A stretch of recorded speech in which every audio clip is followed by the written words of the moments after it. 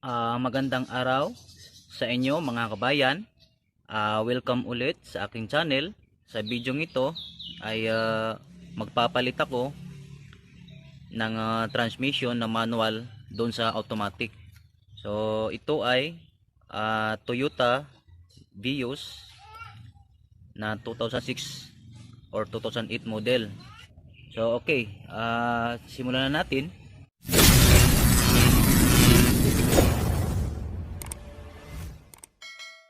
So ngayon, magpapalit ako ng transmission na manual.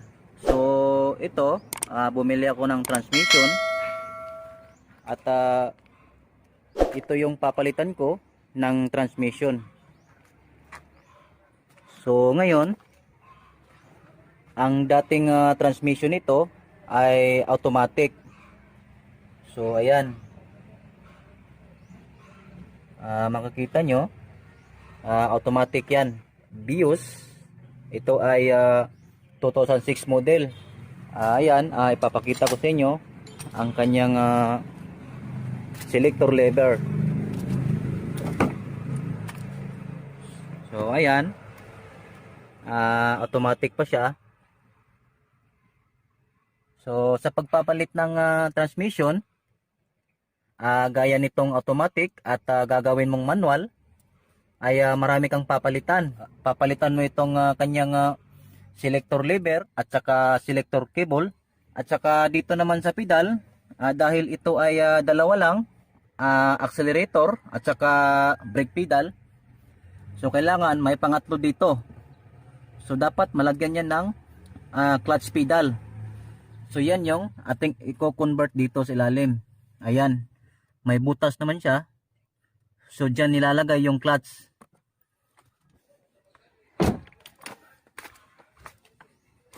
Ang pinaka basic is yung papalitan natin ng flywheel. At saka lalagyan natin ng pressure plate, clutch disc, at saka dahil ito ay wala siyang clutch sleeve dito o secondary clutch, ilalagyan din natin. Saka yung mga selector cable, dalawa. So dahil ito ay isa lang yung selector cable nya, ayan, kung makikita nyo yan, yan lang yung connection doon sa loob. Sa ngayon, ang nakikita kong pagkakaiba nila ay itong kanyang transmission support. So magkaiba. Itong automatic ay nasa gilid yung transmission support nya. So ayan. At kung pupunta naman tayo doon sa manual, ayan. Ayan yung transmission support nya. Nasa sentro. So yung automatic nandito sa gilid. So ito yung ating i-convert na dito may lagay sa itaas ang kanyang transmission support. So pangalawa, doon naman sa gilid ay yung transmission support dyan. Ayan, bolt na yan. Dyan nakabolt itong transmission support. So doon naman sa manual ay magkaiba. Andito sa ilalim yung transmission support. So yung sa automatic, dito naka bolt, may bolt dito. So dahil magkaiba sila, i-convert din natin to para malagyan ng bolt. So yan yung pagkakaiba nila. Natanggal ko na ang transmission. So ayan, may natitira pa yung kanyang flywheel gear. Yan yung kumakagat doon sa starter. So dahil magpapalit tayo ng manual na transmission, tatanggalin natin yung gear na yan. Ito, dahil manipis lang yan. So ito yung ating tinanggal na transmission. Ito yung galing doon sa may sasakyan na yan. So ayan, kung makikita nyo, may torque converter pa siya. So ngayon,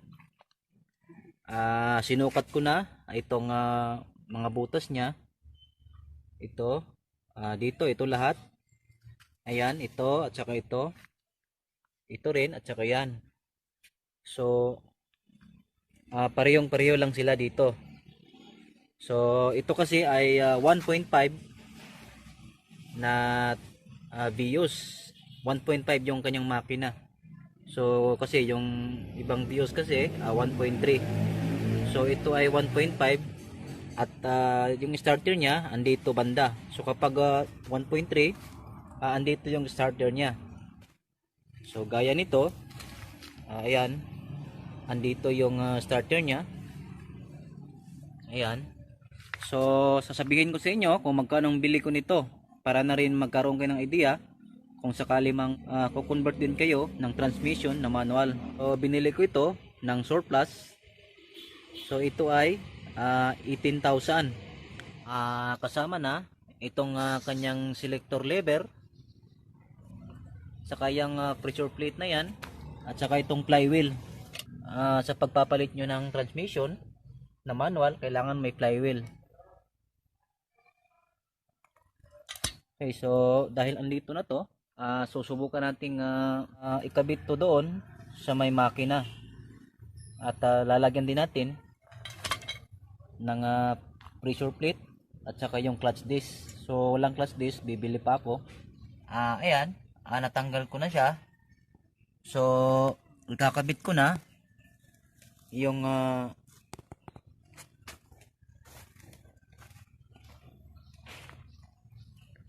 pressure plate.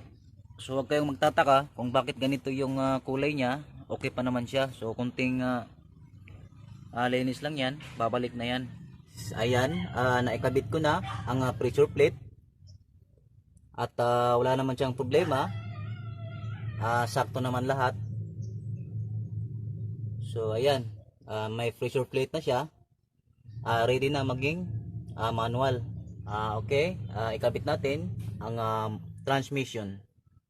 Ayan, naikabit na natin ang manual transmission at wala namang naging problema at saktong sakto naman. Ayan,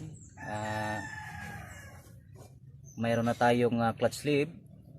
Ito naman yung kanyang clutch fork. At ayan, ating shifter nya. Ito.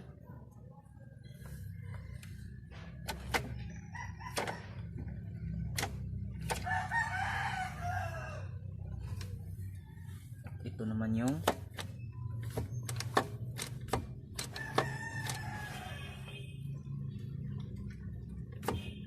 kanyang selector.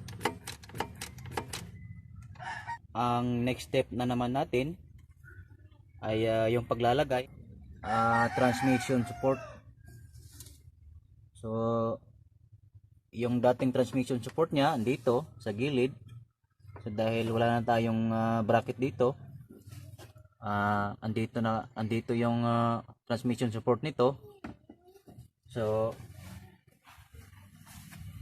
ito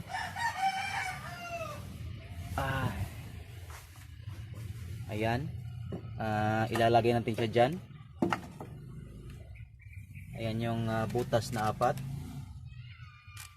Ayan, yan yung ilalagay natin sa butas na yun. So kailangan tanggalin natin itong lalagyan ng battery at ito namang kanyang bracket dito. Ito yung nakadikit sa may chassis. Ayan, may 4 siya na butas para sa bolt. So bubutasan natin yan para malagyan ng bolt at mapik siya dyan. At itong dalawa naman ay mag contact. Ayan, ganyan. So doon naman sa ilalim,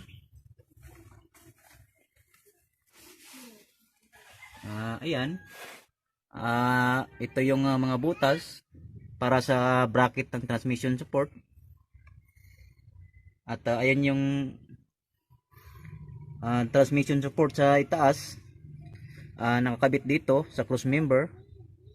So yan na naman ang ating i-convert at maghahanap tayo ng paraan kung paano sila magkadugtong dito sa ibaba. Ayan. So pagkatapos nito, pagkatapos nating malagyan ng mga transmission support, next step na naman natin ay itong clutch system. So hanggang dito, ito papalitan natin to ng clutch sleeve na bago, at ito yung connection nya doon sa may clutch master. So ayan, dire-diretso yan dito. So i-convert ko rin ito, bubutasan ko yan para doon sa may bracket ng clutch master. Ilalagay ko dito na butas ay 3 lang. Halimbawa, 2 dito para sa tenga ng clutch master. Ayan, dito sa gitna yung push rod, ibubutas ko dyan yung push rod. Hindi na masyadong matrabaho dahil ididikit mo lang yung clutch master dito at ibubolt.